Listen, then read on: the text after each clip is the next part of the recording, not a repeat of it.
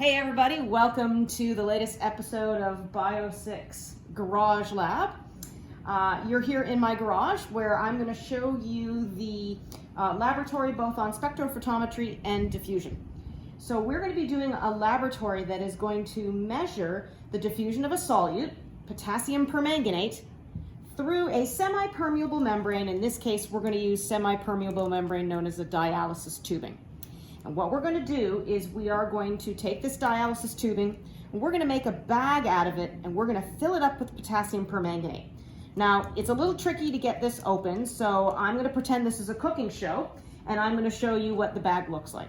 So here's our bag of dialysis tubing with the clamps on either side and a volume of potassium permanganate in it. Now, this dialysis tubing has pores small enough for the potassium permanganate to travel through it. And what we're going to do in this laboratory is we are going to immerse two bags in water. So we're going to pour in a defined volume of water. We're going to put in about 200 milliliters of water so that the bag is fully submerged. And we're going to take these dialysis tubes, or these dialysis bags, and we are going to put them at two different temperatures.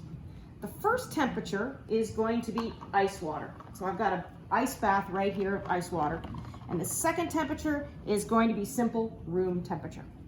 So we're going to set these up and we're going to let them go for a little while. And at defined times, we are going to take the water that surrounds these dialysis bags, because the potassium permanganate is going to diffuse over time out of the bag and into the surrounding water.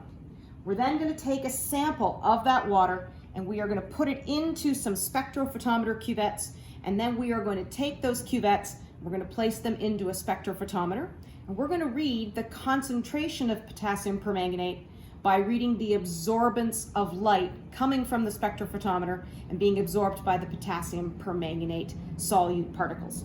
So it's a pretty simple setup. Two dialysis tubing bags filled with potassium permanganate, two beakers of water at two different temperatures, and then all we're going to do next is we're just going to simply sample the water at defined times. So we're going to let this go for a few minutes and we're going to come back and do the sampling. So I don't know if you guys can see this or not, but this actually is only a couple minutes into the experiment. We have our ice water here and we have our room temperature here, and can you see that the surrounding water is taking on a little bit of a purple tinge? That is because the potassium permanganate solute particles have been diffusing out of the bag and into the water. All right, we're about 5 minutes into this experiment, and I've just pulled the beaker out of the ice water because I wanted you again to see the difference.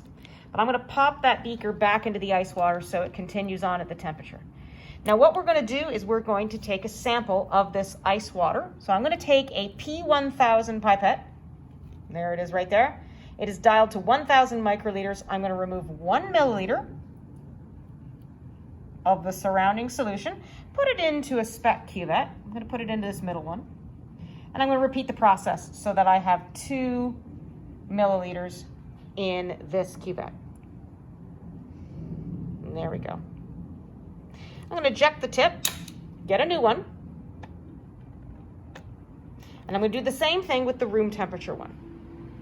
So I'm going to take out 2 milliliters and put it in there. Now the first cuvette that I have here is 2 milliliters of water. I've added 1 milliliter already, and I'm going to add in the other milliliter right here. So we would do this at defined intervals. So what we have is 3 cuvettes. The first one is going to be water. The second one is the ice water, and the third one is going to be our room temperature. I'm going to take these cuvettes now, and I'm going to load them into the spectrophotometer. Okay, you can see that the cuvettes have been loaded into the spec holder. We've got, again, our blank, which is just only water. We've got 2 mils of the surrounding solution, the ice water beaker solution, and then we've got 2 mils of the room temperature beaker. So all we have to do is just shut this.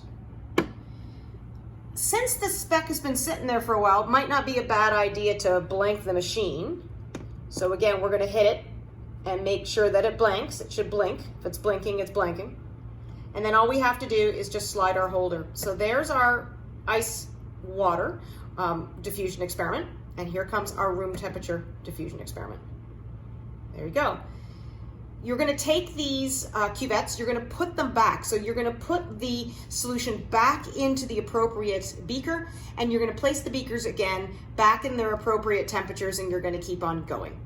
So maybe in another 10 or 15 minutes, depending on what the time intervals would be, you would again take 2 mils of solution out, load them into our cuvettes, put the cuvettes into the spectrophotometer, and again, blank and read the 2 spec cuvettes. The question becomes, what do you do with all the data now? You have a bunch of time intervals with a bunch of absorbance values taken from the ice water diffusion experiment and the room temperature diffusion experiment. And what do you do with it? And why did we do a serial dilution? And why did we figure out molar absorptivity?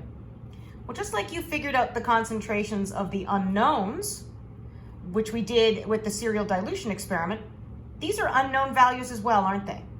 So you're going to use the molar absorptivity of potassium permanganate to figure out the concentration in the surrounding solutions when diffusion was run at ice water and when diffusion was run at room temperature. And that's really the ultimate goal of this experiment, is to figure out how much potassium permanganate diffuses when the surrounding solution is cold and how much potassium permanganate diffuses when the surrounding solution is room temperature.